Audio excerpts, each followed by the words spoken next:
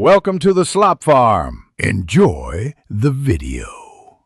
You begin while the car is on and the head unit is active. This powers Bluetooth. On your phone, enable Bluetooth and set it visible. Then on the Golf 5 head unit, press Phone or Setup and select Pair New Device. This step triggers discovery on both devices so they can find each other.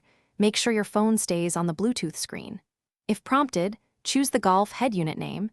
Do this now so the devices can exchange pairing information. Once you select the Golf head unit on your phone, a PIN or passkey appears.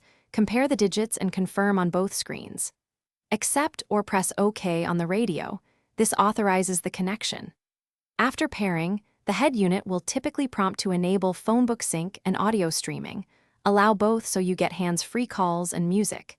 If you see separate options for phone versus media, enable both. Make sure volume is up, and the head unit input is set to Bluetooth or phone. Finish by saving the paired device on the head unit and immediately test. Make a call, then play audio to confirm A2DP. If audio or calls fail, reconnect from the phone or use the head unit's paired devices list to select your phone.